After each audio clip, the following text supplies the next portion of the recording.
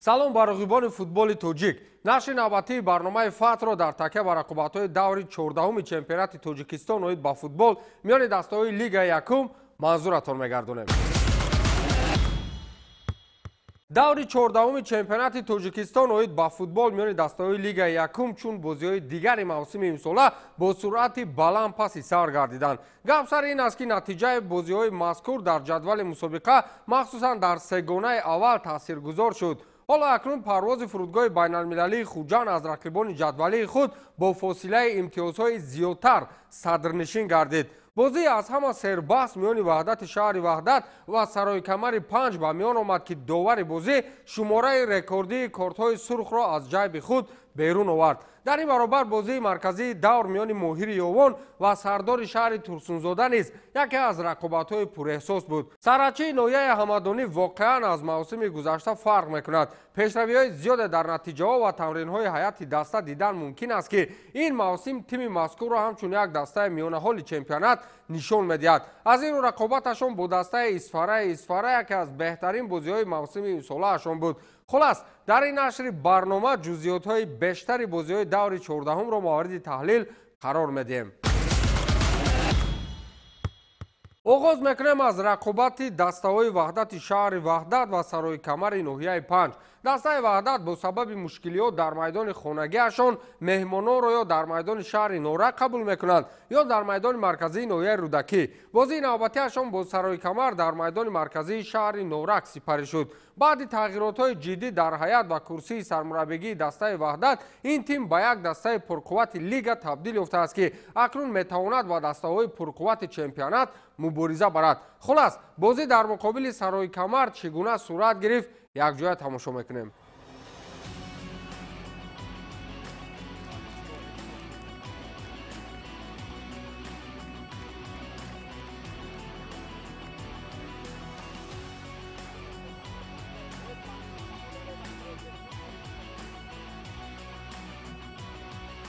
яке аз аввалин рақобатҳои даври 14-уми чемпионати Тоҷикистон оид ба футбол миёни дастаҳои Лигаи Якум ин бозии дастаи Ваҳдати шаҳри Ваҳдат муқобили клуби футболи Сароикамари ноҳияи Панҷ буд.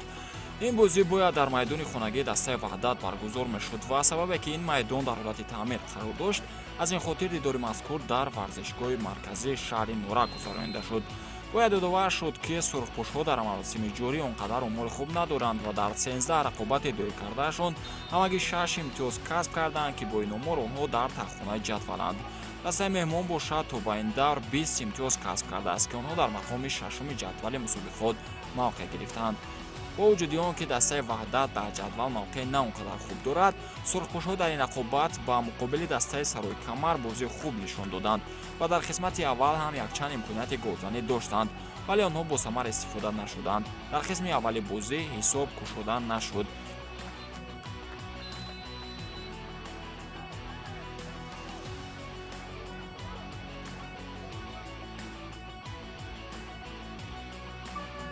дар қисми дуюми бозӣ бозингарони дастаи Ваҳдат боз ҳам фаъолтар шуданд ва дар қисмати аввали нимаи дуюм ту бештар дар идораи онҳо буд.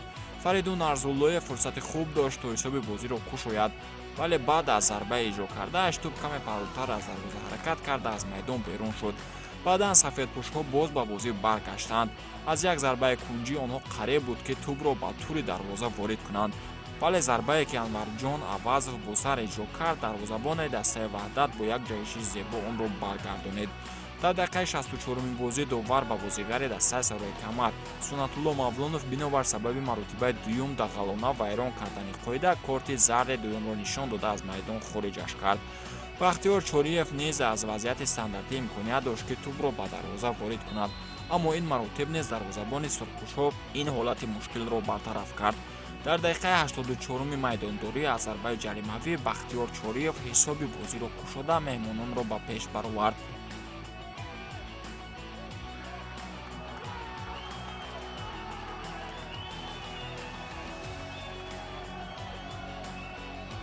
дар дақиқаи 88 бозингарони ҳарду даста Сӯҳроб Асоев аз ҳайати дастаи Ваҳдат ва Суҳроб Назиров аз ҳайати дастаи Сарои Камар аз қоидаи бозӣ берун амал намуда бо корти сурх ҷазо дода шуданд. Инчунин баъди уштаки довар низ Фаридун Нарзуллоев аз ҳайати сурхпӯшҳо ва Анварҷон Авазов аз ҳайати меҳмонон бинобар амали ғайриварзишиашон бо корти сурх ҷазо дода шуданд. дар умум дар ин бозӣ 5 корти сурх нишон дода шуд ва рақобат бо ҳисоби 0-1 ба фоидаи дастаи Сарои Камар ба анҷом расид. ин бохт боиси он мешавад ки дастаи Ваҳдат дар мавқеи охирини ҷадвал боқӣ монад ва дастаи Сарои Камар ба мавқеи панҷуми ҷадвал мебарояд.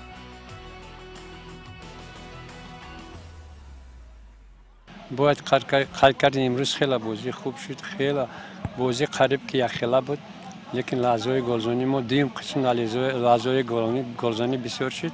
4 تا لحظه گلزنی بود که خیلی از اینو ما یک تاش استفاده بریم با حساب 1-0 غلبه کردیم. گفتم که دستای سرحدچی این موسم پیشروی‌های نظررس دارد. مثل موسم‌های قبلی دیگر اطراف منطقه آوتسایدران چرخ نمیزند و موقع خود را استوارانه در میانه‌های جدول نگاه می‌دارد. اکنون بازی دور 14 آنها مقابل اسفاره بود و بازیگران سرحدچی واقعا یک بازی ارزنده و زیبایی را به میان گذاشتند. غیر دفاع پرقوت همچنین چندین هجوم‌های باقرار با وجود آوردند و امکانیت‌های خود را موفقانه استفاده بردند. در نهایت بازی را با چه حساب خاتمه دادند یک جای تماشا می‌کنیم.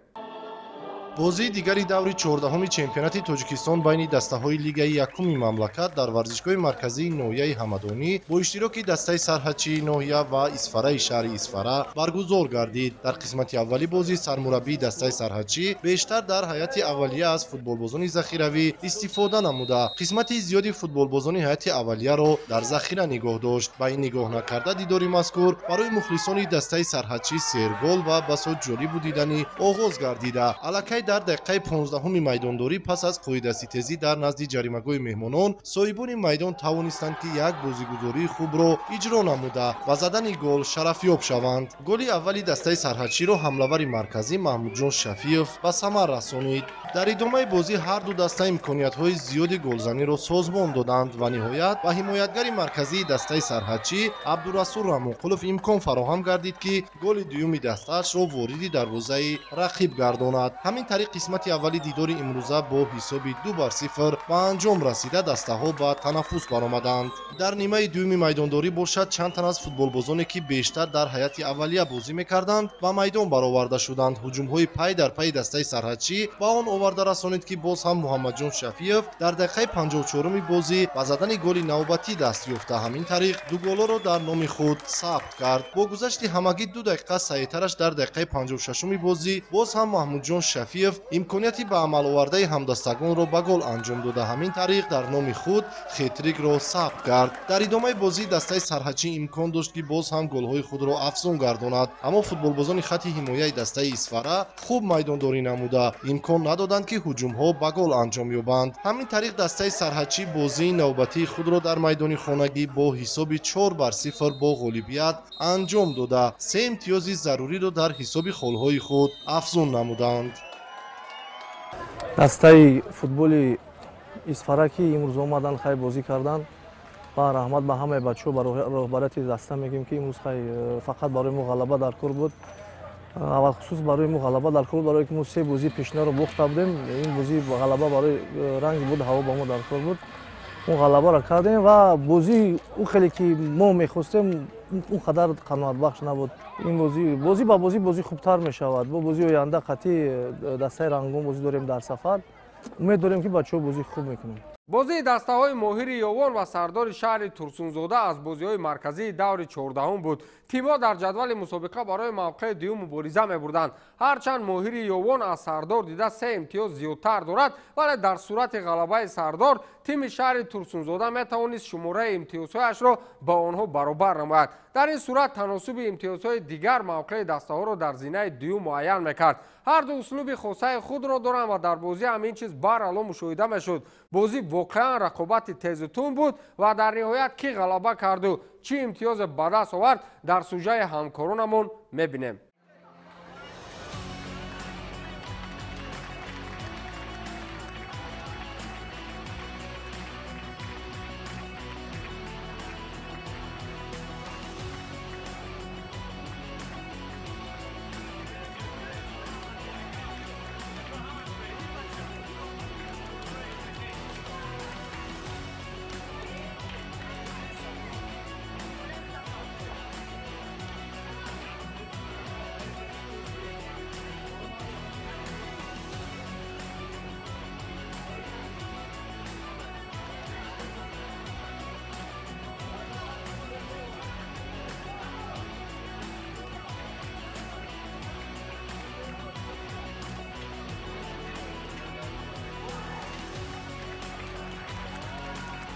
дастаҳои моҳири ёвон ва сардори шаҳри турсунзода дар даври 14-уми чемпионати тоҷикистон оид ба футбол миёни худ рақобат намуданд.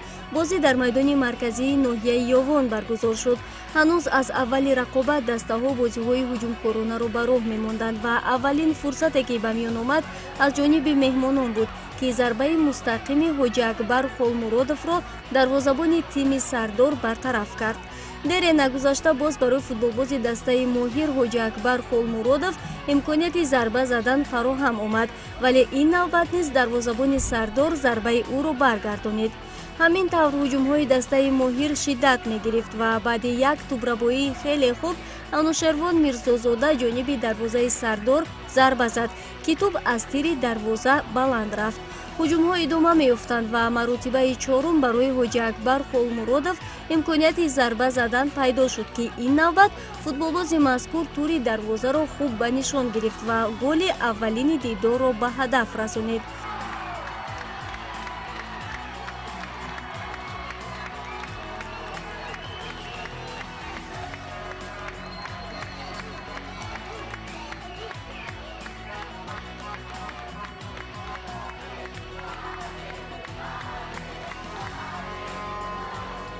бозингарони дастаи сардор баъди голи меҳмонон зуд ба ҳуҷум гузаштанд.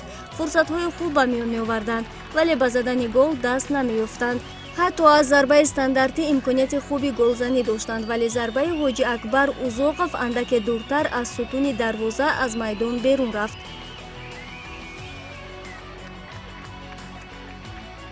ҳамин тавр футболбозони ҳар ду тараф ҳуҷумҳои пайҳамро ба вуҷуд меоварданд ки дар ин баробар фаъолии дарвозабонҳои ҳар ду дастаҳо мушоҳида мегардид. бозингарони дастаи моҳир чанд маротибаи дигар наздик буданд ки ҳисоби рақобатро тағйир бидиҳанд. ҳатто як маротиба ба задани гол муяссар гардиданд, аммо бо сабаби ҳолати нобозӣ голи задаи онҳо ҳисобида нашуд.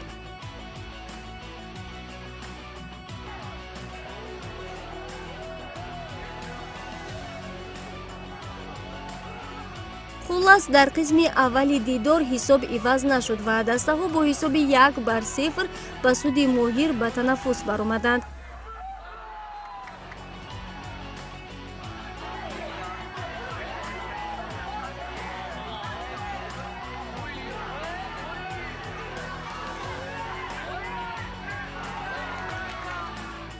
дар қисмати дуюми бозӣ аз ҷониби ҳар ду тараф бозии эҳтиёткоронаро мушоҳида кардем.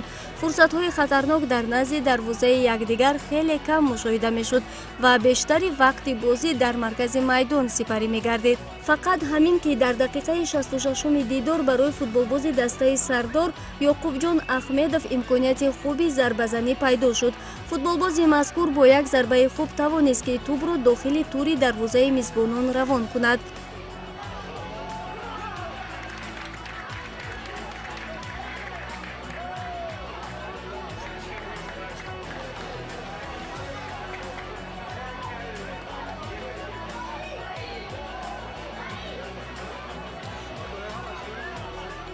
голи дастаи сардор миёни мухлисон андаке баҳсбарангез шуд. мухлисони моҳир иддао доранд ки футболбози дастаи сардор дар ҳолати нобозӣ қарор дошт, аммо ба хулосаи доварон футболбози мазкур аз дифоъгари канори рости дастаи моҳир пештар қарор дошт ва ҳолати нобозӣ дида нашуд. ҳамин тавр бозии марказии даври 14-ум мусовӣ 1-1 хотима ёфт ва дастаҳо дар ҷадвал мавқеъҳои худро тағйир надоданд.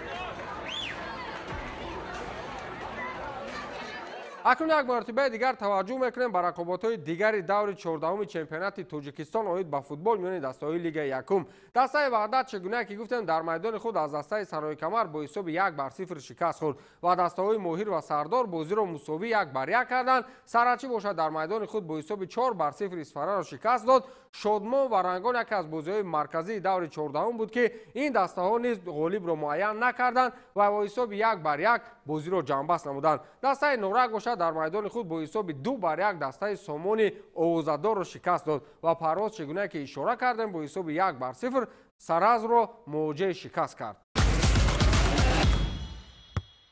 ҷадвали умумии мусобиқа ба таври зайл аст. Парвоз бо 36 имтиёз дар мавқеи аввали ҷадвал қарор дорад ва дастаи Моҳир бошад бо 32 имтиёз мавқеи дуюмро ишғол кардааст. Сардори шаҳри Турсунзода бо 27 имтиёз дар мавқеи сеюм қарор дорад. Дастаи Душанбе бошад 26 имтиёз ҷамъоварӣ кард ва мавқеи чоруми ҷадвалро баъди даври 14-ум моли худ намуд. Дастаи Сараз бошад бо 6 имтиёз дар мавқеи 12-уми ҷадвал ва Ваҳдат бошад бо 6 имтиёз дар охирин хонаи ҷадвал қарор дорад.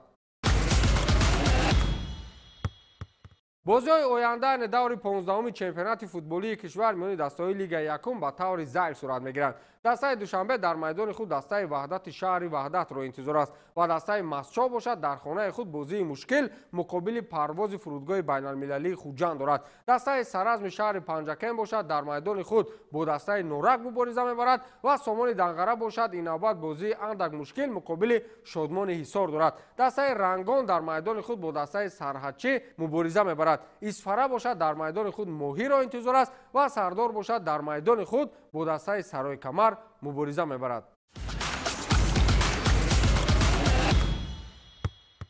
ин нашри навбатии барномаи ФАТ буд ки онро ман Фирдавси Хурсанд бароятон шарҳу тавзеҳ додам. То нашри навбатӣ пирӯзу поянда бошед.